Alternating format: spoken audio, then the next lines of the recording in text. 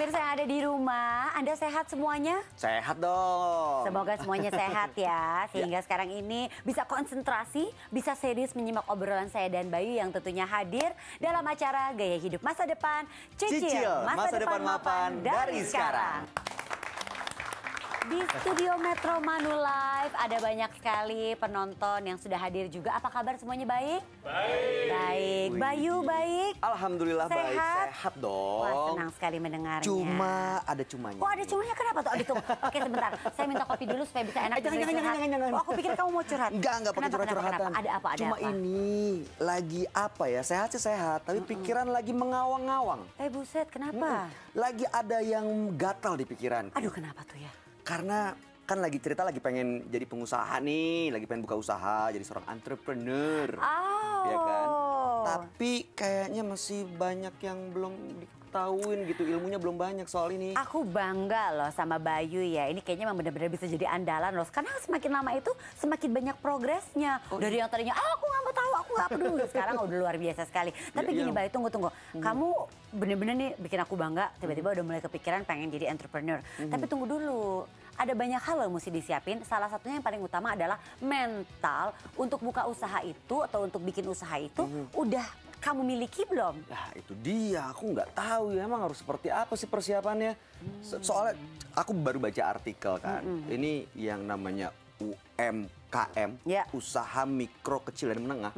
Itu kan merupakan salah satu solusi bagi permasalahan perekonomian. Kayak sekarang kita nih kan nggak stabil nih. Itu salah satu solusinya karena bisa mengurai pengangguran juga, ya kan menciptakan lapangan pekerjaan, betul ya Bapak Ibu ya. Udah gitu di negara-negara lain juga ya UMKM ini menjadi salah satu penopang perekonomian. Dan emang bener juga sih kalau kita semakin banyak melakukan UMKM atau UKM ini kayaknya akan semakin banyak bisa membantu perekonomian Indonesia. Iya tapi kan? kalau kamu tanya dari aku sih ya, aku tuh kurang paham banget. Ya, mendingan kita solusi dong. Kita ngobrol aja sama Pak Stanley Octavianus, gimana? Tahu kan? Oh, Pak Stanley Octavianus ini kan yang National Distribution Head Bank Danamon Indonesia. Betul sekali. Langsung aja kita undang Bapak Stanley Octavianus. Apa kabar Pak? Baik, sehat Pak. Sehat Pak. Silakan duduk. Silakan Pak. Saya geser dikit ya Pak. Boleh Pak, silakan Pak. Ini Pak Stanley ini yang banyak membuat mata saya terbuka dan saya juga sekarang mau bikin usaha. Usaha apa? Aku mau buka usaha rias pengantin. Wih, luar biasa. Ini beneran. Tapi iya. Pengantin. Kenapa sih kok semuanya pada ketawa? Pengantinnya pengantin apa? Pengantin sunat jangan-jangan. Itu dia. Nggak perlu dirias itu mah. Kan Pak usaha kecil menengah ya Pak. Saya mau mencari sesuatu yang berbeda yang belum dimiliki sama orang lain. Nah ini pengertian dasar dari UMKM itu sendiri sebenarnya apa sih Pak? Iya Pak. Biar lebih jelas nih Pak, saya juga Pak. Jadi begini. Basically sektor usaha itu dibagi 3 besar ya. Ada sektor korporasi, ada sektor komersial, dan sektor namanya UMKM.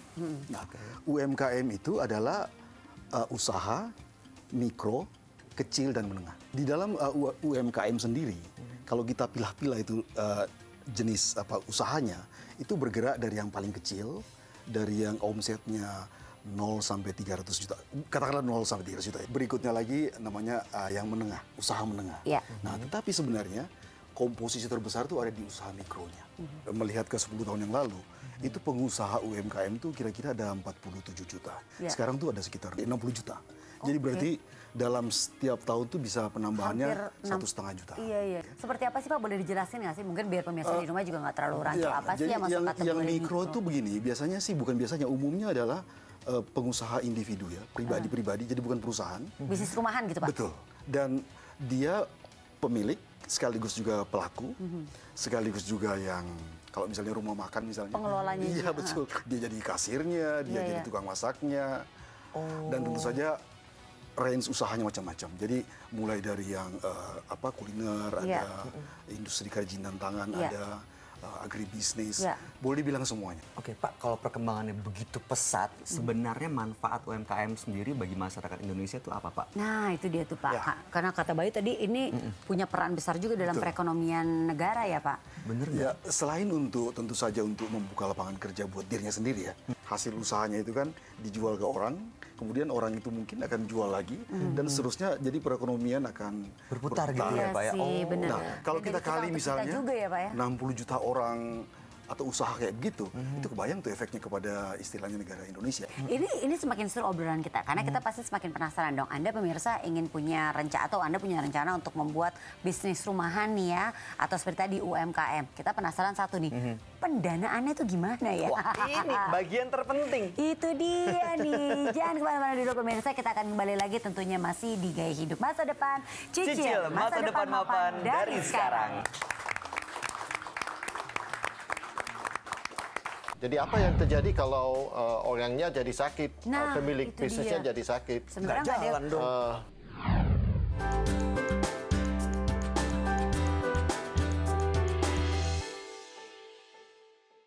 Dipersembahkan oleh